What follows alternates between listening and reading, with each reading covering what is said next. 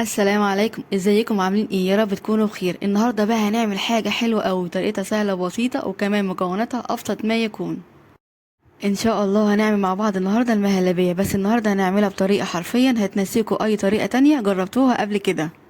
هيكون قوامها ناعم وكريمي فوق ما تتخيلوا، شكلها وطعمها كمان في حته تانية خالص. وهنضيف ليها كده مكون واحد هيخليها تفضل معاكي كده كريميه لاخر وقت. تعالوا بقى بينا نبدأ بقى بالفيديو الجميل ده كده على طول علشان نشوف المكونات وكمان طريقة التحضير. لايك وشير بقى للفيديو الجميل ده كده على طول علشان يوصل لأكبر عدد من الناس، وكمان الاشتراك في القناة لو لسه مش مشتركين وتفعيل زر الجرس علشان يوصل لكم الإشعار بكل الوصفات الجديدة. تعالوا بينا نبدأ. هنسمي الله، ومعايا هنا كزرولة هضيف فيها لتر من الحليب أو اللبن، ما يعادل كده 4 كوبايات. بعد ما ضفت الحليب أو اللبن هبدأ أضيف عليه السكر، معايا هنا 3 معالق كبار من السكر. كمية السكر هنا يا جماعة كانت مناسبة جدا، بس لو حابة تزودي أو تقللي عن كده زي ما انت عايزة. بعد كده هبدأ أضيف عليهم، معايا هنا معلقتين كبار من النشا، ومعايا هنا كمان 3 معالق كبار من الدقيق. وما نخافش هنا ابدا يا جماعه من الدقيق، طعمه مش هيبان خالص بعد التسويه. بعد كده هجيب بقى المضرب وهقلب بقى المكونات دي كده كويس جدا لحد السكر والنشا والدقيق ما يدوبوا معايا تماما كده في الحليب بالشكل ده. في المرحله دي يا جماعه لازم نقلب او ندوب المكونات كويس جدا مع الحليب قبل ما نبدا كده نرفعها على النار. بعد ما قلبنا المكونات كويس جدا مع بعض هنبدا بقى نرفعها على النار مباشر بالشكل ده. اهم حاجه بقى هنا يا جماعه، اول ما نرفع الخليط بتاعنا كده على النار بالشكل ده هنقلبه تقليب كده مستمر وما نشيلش ايدينا منه خالص، علشان كده الخليط ما يكلكعش معانا اثناء التسويه. في الخطوه دي او في المرحله دي حبيت بس اوريكم القوام بتاعه، بعد كل دقيقتين بيبدا يتقل معايا بالشكل ده. اول بقى ما الخليط بتاعنا قوامه يتقل ويغلي ومعانا يكون بالشكل ده هنطفي بقى على النار ونبدا بقى نضيف له الاضافات الجميله اللي احنا هنضيفها مع بعض بعد شويه. اول حاجه هضيفها ليه وهتخلي قوامه ناعم جدا وكريمي وطعمه حلو جدا هي معلقه كده كبيره من الزبده. هنضيف كده معلقه الزبده ونقلب تماما لحد ما تدوب معانا بالشكل الجميل ده. بعد كده هبدا اضيف كمان معايا هنا معلقه كده صغيره من الفانيليا، بتديله طعم وريحه فوق ما تتخيلوا. والمكون بقى اللي كنت بقولكوا عليه في اول الفيديو ان اللي هيخلي المهلبيه بتاعتنا قوامها ناعم وكريمي كده لاخر وقت مهما تقعد معاكم كده في التلاجة، وهي كده 3 معالق كبار من بودره الكريم شانتيه الخام بدون سكر.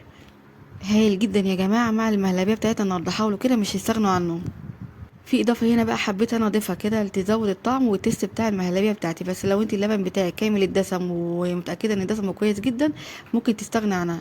ضفت هنا كده معلقتين كبار من قشطه اللي هي وش اللبن او معلبه، الموجود عندك استخدميه. بتدي طعم هايل جدا يا جماعه للمهلبيه، بالذات لما احنا مش متاكدين ان اللبن بتاعنا كده كامل الدسم. بعد ما ضفنا كل المكونات الجميله اللي كانت معانا بالشكل ده هنجيب بقى معلقه وزبادي ونقلب بقى دقيقتين 3 كده بالشكل الجميل ده لحد ما نتاكد ان المكونات كده كلها اختلطت مع بعض. وده كده هيكون شكل قوام المهلبيه بتاعتنا النهارده، ما شاء الله قوامها ناعم وكريمي زي ما حضراتكم شايفين معايا. على طول بقى هنجيب اي اطباق او اي كاسات موجوده عندنا ونبدا نصب فيها المهلبيه بتاعتنا بالشكل الجميل ده.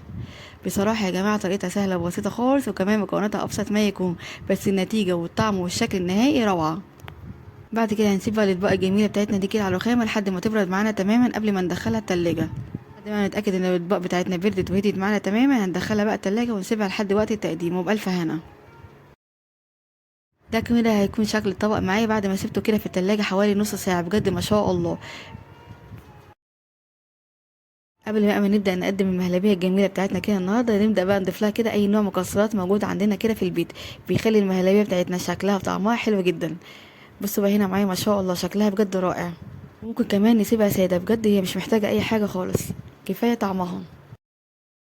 انسب وصفة ممكن نعملها كده لما نكون مستعجلين وعايزين نعمل حاجة حلوة تكون سهلة وبسيطة وكمان سريعة، والاهم كمان تكون مكوناتها مش كتير، هي المهلبية طعمها وطريقتها وشكلها روعة. وبكده نكون عملنا مع بعض النهاردة المهلبية بطريقة سهلة جدا وبسيطة، شكلها وطعمها رائع. يلا بقى بسرعة جربوها كده بنفس الطريقة ونفس الخطوات وان شاء الله بجد هتعجبكم. هسيب ليكم مكونات الوصفة كلها مكتوبة في الوصف تحت الفيديو، وبالهنا والشفا مقدما لكل هيجربها. تعالوا بقى كده ناخد معلقه كده مع بعض ونشوف قد ايه المهلبيه بتاعتنا طالعه ناعمه وكريميه بالشكل ده. بصوا بقى معايا ما شاء الله قوامها ناعم وكريمي قد ايه. لازم يا جماعه تجربوها بالطريقه دي هتعجبكم جدا، لان بجد كده من كتر جمالها وطعمها الحلو معلقه كده ورا معلقه مش هتشبعوا منها وبألف هنا. وبكده اكون خلصت فيديو النهارده معاكم، اتمنى بجد فيديو النهارده وصفه النهارده تكون عجبتكم واستفدتوا منها. لو عجبكم بقى فيديو النهارده وصفة النهارده، ما تنسوش بقى تعملوا لايك وشير للفيديو الجميل ده كده على طول علشان يوصل لاكبر عدد من الناس، وكمان الاشتراك في القناه لو لسه مش مشتركين، وتفعيل زر الجرس علشان يوصل لكم الاشعار بكل الوصفات الجديده. اشوفكم على خير ان شاء الله في فيديو جديد، مع السلامه.